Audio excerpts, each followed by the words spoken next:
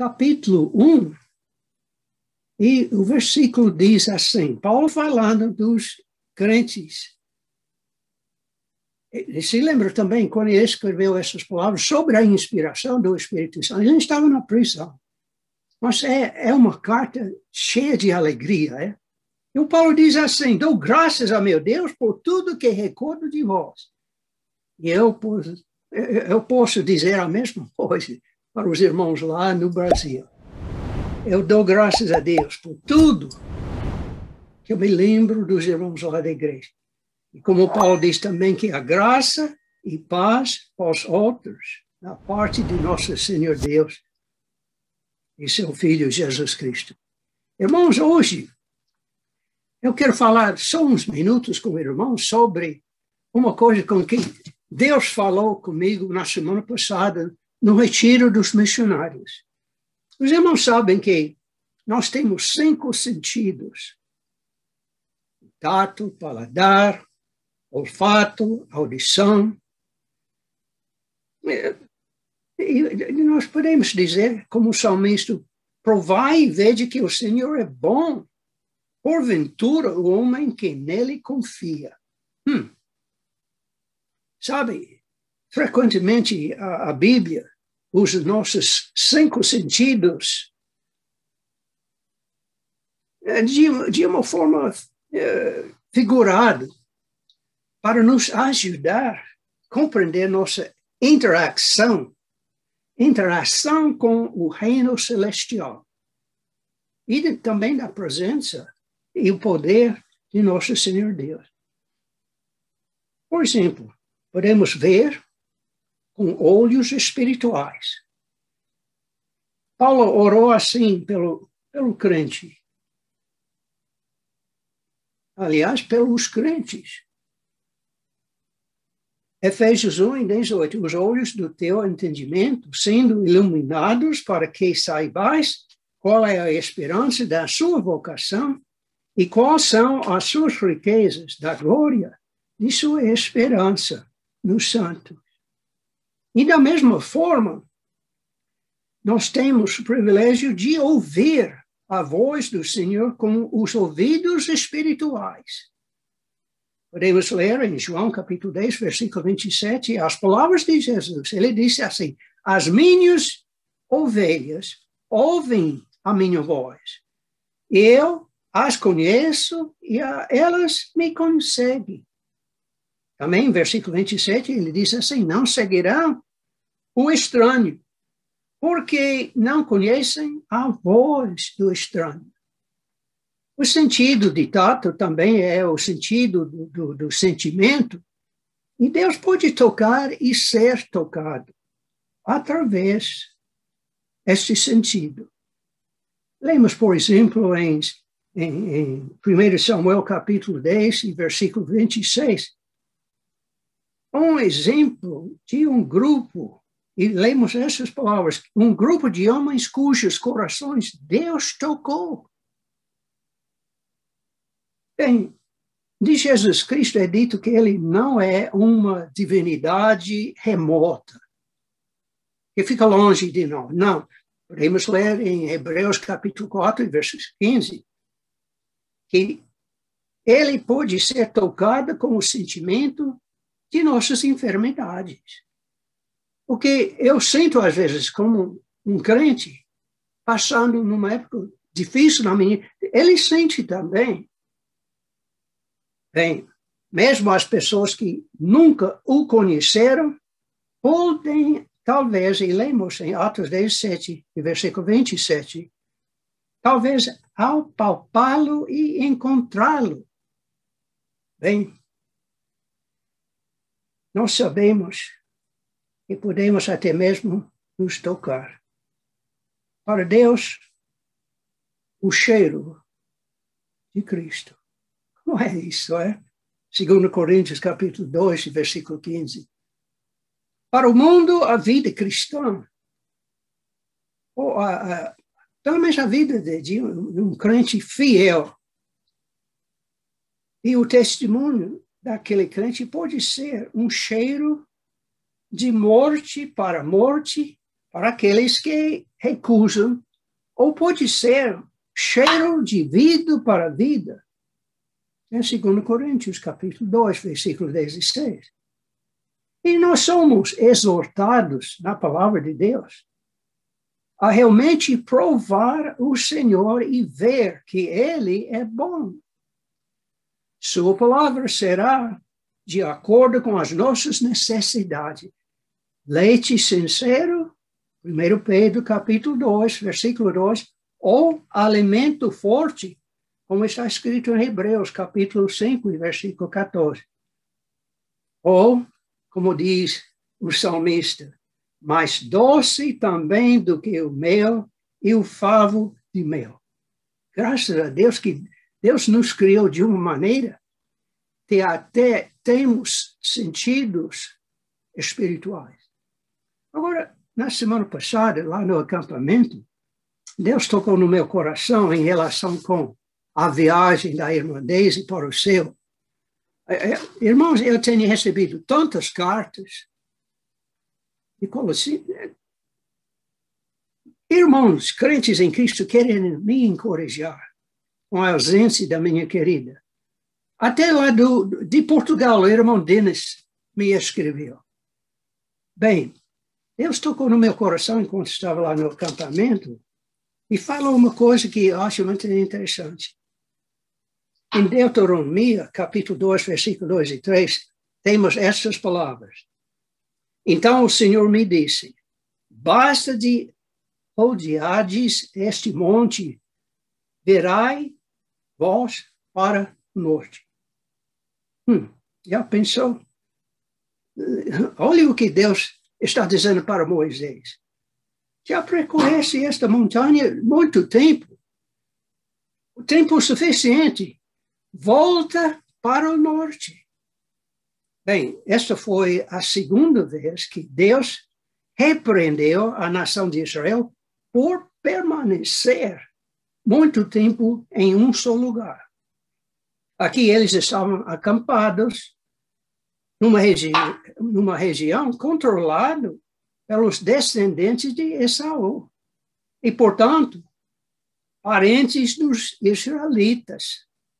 Mas Deus disse-lhes para seguirem para o norte em direção de Canaã. Muitos antes ele queria ficar muito tempo, quer dizer, Moisés, no Monte Sinai. E sabe, o Monte Sinai, na palavra de Deus, é igual ao Horebe. Então, Deus estava, naquela época, dando a lei a Moisés. E, por fim, ele disse assim, o Senhor nosso Deus nos falou em Horebe, dizendo, asás vocês haveis demorado neste monte, voltai-vos, onde-vos há caminho, ide à região montanhosa, aí dá nome de alguns que eram até os inimigos do povo de Israel. Mas Deus diz, aqui já ficou demorando demais. É tempo de ir adiante. Agora, às vezes, acontece assim em nossas vidas também. Agora, presta atenção para o versículo 6, versículo 8, em esse livro de Deuteronomia. Falou-nos o Senhor nosso Deus em Horebe, dizendo, vós já tendes habitado neste monte. Eis que pus esta terra diante de vós. Entrai e possuí a terra que o Senhor jurou a vossos pais. Bem, é possível que o crente, e era talvez o meu caso, fique muito satisfeito com seu nível de realização quando o Senhor colocou num lugar. Os irmãos, eu saí lá do Brasil em 1984. Eu reconheço agora dos lugares que Deus tem me colocado, que cada vez Deus está dizendo, olha, quando você já demorou demais nesse lugar, aí Ele me coloca em outro local. Possivelmente, como Israel no Sinai, nós podemos nos contentar em ficar em uma situação em que nós vimos, estamos vendo Deus trabalhar, ou como Israel no monte de Seir, de Edom, nós queremos ficar no que nós pensamos ser um ambiente amigável, favorável, em vez de nos aventurarmos em território abertamente do inimigo. Talvez tenhamos permanecido tempo suficiente em um determinado estágio de nosso crescimento ou serviço cristão. E Deus está querendo, Ele deseja que avancemos. Paulo queria continuar pregando perto de sua casa na Ásia.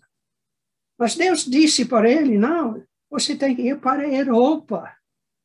Nós podemos ler em o livro de Atos, escrito por o amado Lucas, capítulo 16 e os versículos 6 e diante.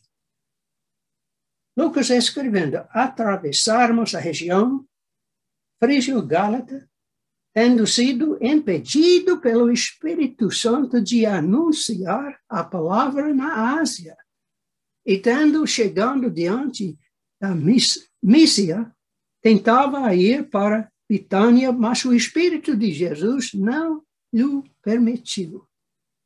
Então, passando pela Mísia, desceram a Troades, e de noite apareceu Paulo numa visão.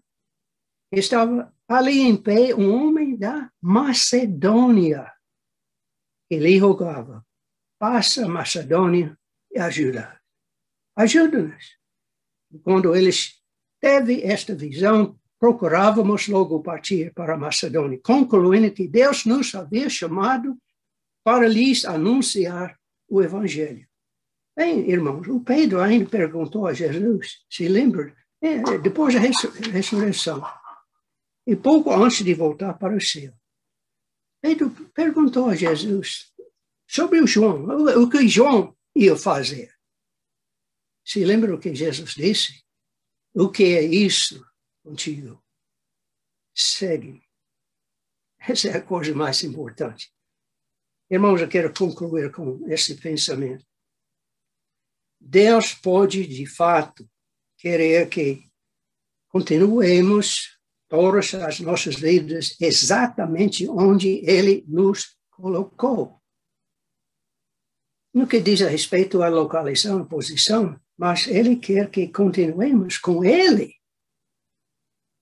E as últimas palavras escritas por Pedro são profundamente importantes. Onde ele escreveu em 2 Pedro, capítulo 3, versículo 18.